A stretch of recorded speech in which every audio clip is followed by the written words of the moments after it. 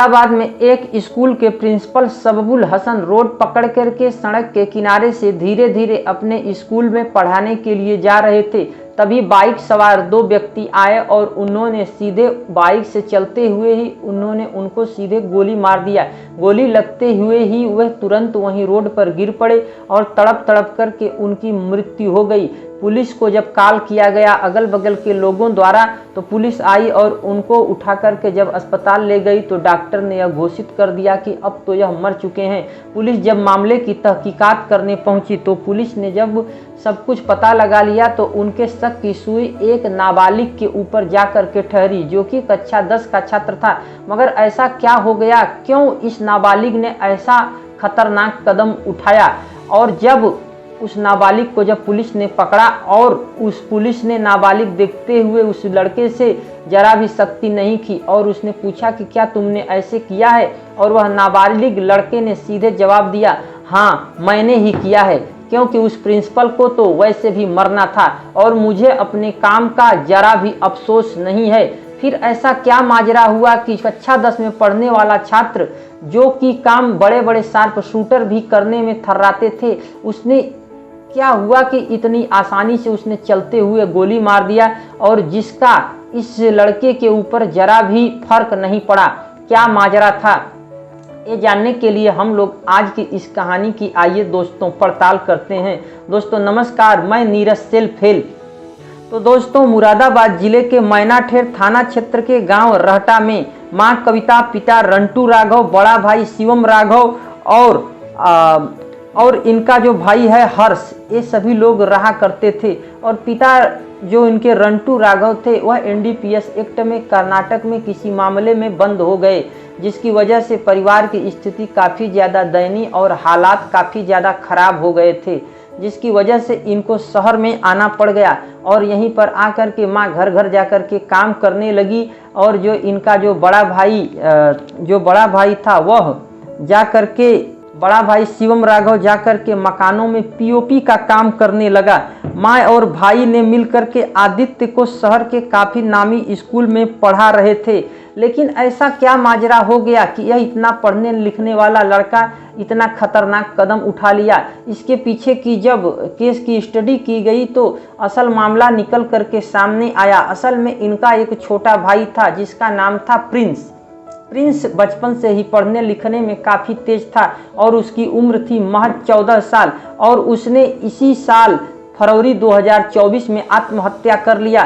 पहले तो परिवार ने समझा कि यह अपने मन से ही उसने किसी गलती की वजह से ऐसा कदम उठा लिया है और उसकी मां ने उसकी मृत्यु के बाद उस लड़के का, अपने बच्चे का बहुत ही रोते बिलखते हुए अंतिम संस्कार कर दिया। लेकिन कुछ दिनों बाद जब उसको किसी ने बताया कि तुम्हारे बेटे ने ऐसे ही नहीं आत्महत्या कर लिया है, दरअसल उसको स्कूल के ही टीचर जो प्रिंसिपल हैं सबबुल हसन ने कहीं न कहीं टार्चर किया है। माँ को तो सहसा विश्वास ही नहीं हुआ, मगर फिर जब माँ दौड़ी गई और पुलिस में जाकर के कंप्लेंट करने लगी तो पुलिस ने इस मामले को एकदम गंभीरता से नहीं लिया और पुलिस ने लगभग ने उसको वहां से टरका ही दिया। इससे दुखी और व्यथित होकर के मां गीता देवी कोर्ट के चक्कर लगाने लगी और इसी बार जब कोर्ट ने आदेश दिया कि उसको 3 महीने पहले ही मजबूरन पुलिस को आदेश दिया गया कि आपको कैसे भी इसके खिलाफ एफआईआर तो दर्ज करना ही है। एफआईआर दर्ज होने के बाद जब पुलिस ने उस मां से पोस्टमार्टम रिपोर्ट मांगी लड़के की तो असल में उसका पोस्टमार्टम उस समय हुआ ही नहीं था, जिसकी वजह से मामला रफा दफा हो गया और मामला पेंडिंग में पड़ा रहा था। जिसकी वजह से मां हमेशा कहने लगी कि अपने बच्चों को, क्या तुम्हारा भाई ऐसे ही मर गया, निरर्थक मर गया, क्या तुम लोग उसकी मौत का बदला नहीं लोगे? इससे दोनों भाई भी काफ़ी ज़्यादा प्रेरित हो गए और उनके भी मन में कहीं न कहीं मलाल था कि हमारा भाई जो कि पढ़ने लिखने में जहीन था, तेज था, उसके साथ टीचर ने इतना गलत हरकत किया था, इतना ज़्यादा बुरा काम किया कि जिसकी वजह से वह मरने का इतना खतरनाक फैसला लेने पे बाध्य हो गया।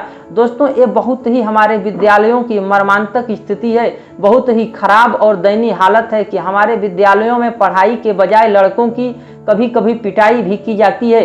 और हमारे यहाँ के टीचर, मेरा भी इस विषय में अनुभव रहा है कि पीटने में ज़्यादा आनंदित महसूस करते हैं कहीं ना कहीं, और ऐसा मैं भी काफ़ी पहले से भुगत ही चुका हूँ। हालांकि मैं भी आपके साथ इसी घटना से जोड़ करके अपनी कथा को शेयर कर ही देता हूँ।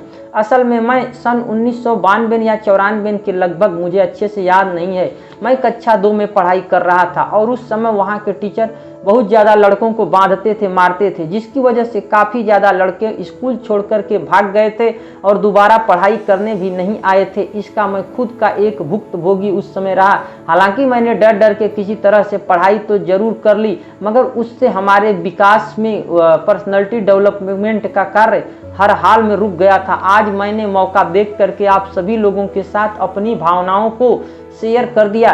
दोस्तों, क्या आपके साथ भी यदि कभी ऐसी कोई घटना हुई है तो कृपया कमेंट बॉक्स में ज़रूर लिखें। और आइए हम लोग लौट चलते हैं आज की कहानी पर।